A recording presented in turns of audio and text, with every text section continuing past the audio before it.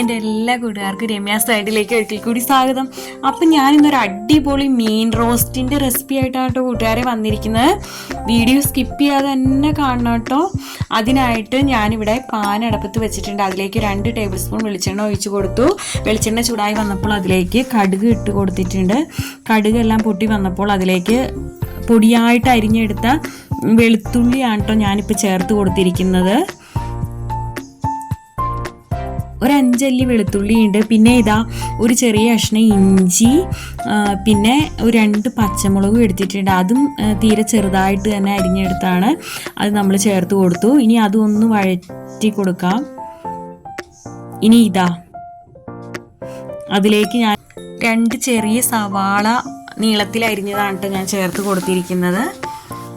ഇനി നമുക്കിതൊന്ന്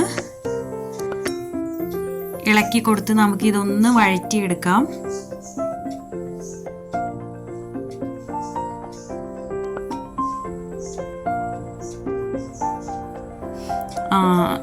ഇപ്പം ഞാനിവിടെ ഉപ്പ് ചേർത്ത് കൊടുത്തിട്ടുണ്ട്.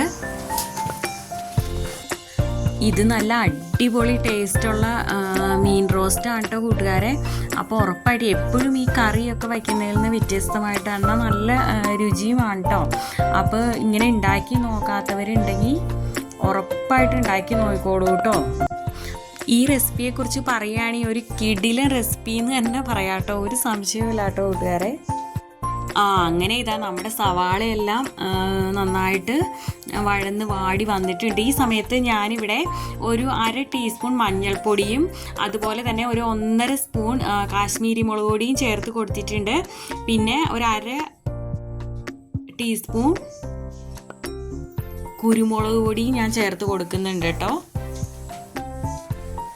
ഇനി ഇത് നന്നായിട്ടൊന്ന് മൂപ്പിച്ചെടുക്കണം.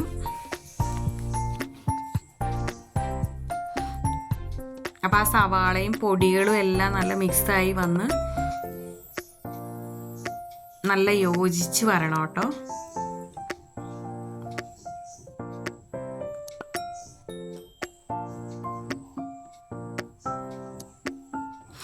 ഇപ്പം ഇതാ ഞാൻ ചേർത്ത് കൊടുത്തിരിക്കുന്നത് ചൂരമീനാണ് കേട്ടോ. അപ്പോൾ അത് നല്ല വൃത്തിയായിട്ട് കഴുകിയെല്ലാം നുറുക്കിയെടുത്ത് വച്ചിട്ടുണ്ടായിരുന്നു. അപ്പോൾ അത് ഞാൻ ഇതിലേക്ക് ചേർത്ത് കൊടുത്തു. കൂടെ ഇതാ ഒരു തക്കാളി, ഒരു വലിയ തക്കാളി ഞാൻ മുറിച്ചിട്ട് കൊടുത്തിട്ടുണ്ട്. കറിവേപ്പിലയും ചേർത്ത് കൊടുത്തിട്ടുണ്ട്.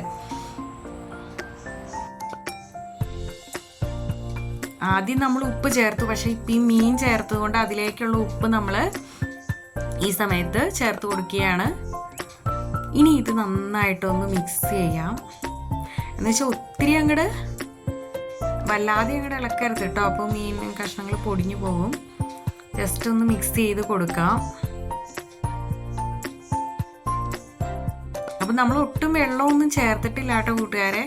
നമ്മൾ ആ മീൻ ചേർത്തപ്പോൾ അതിൽ ഉണ്ടായിരുന്ന വെള്ളം, പിന്നെ തക്കാളിയുടെ ആ ഇതാണ് കേട്ടോ വെന്ത് നല്ല ഇതായിട്ട് വന്നേക്കുന്നതാണ് ആ ജലാംശം കാണുന്നത്.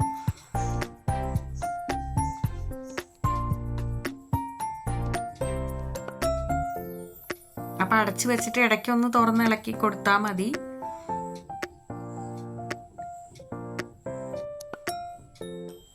പിന്നെ ഞാനിത് തീരെ ചെറിയ കഷ്ണങ്ങളായിട്ടാണ് കേട്ടോ ചൂരമീൻ ഇട്ടേക്കുന്നത്. അതുകൊണ്ട് തന്നെ പെട്ടെന്ന് തന്നെ ഇത് വെന്ത് കിട്ടും കേട്ടോ, അധിക സമയമൊന്നും വേണ്ട.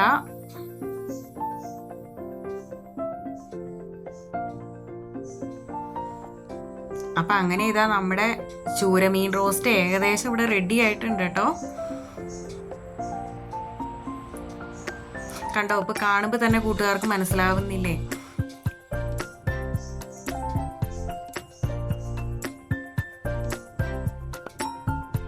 ഒന്നും പറയാനില്ല. ഞാൻ ആദ്യം പറഞ്ഞ പോലെ തന്നെ കിട്ടു റെസിപ്പി തന്നെയാണ് കേട്ടോ, ഒരു അടാർ ഐറ്റം തന്നെയാണിത്.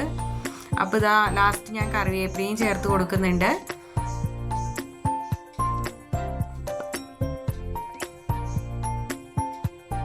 അപ്പം ഇനി നല്ലൊരു വീഡിയോ ആയിട്ട് വരുന്നത് വരെ okay, Tata, bye bye, thanks for watching.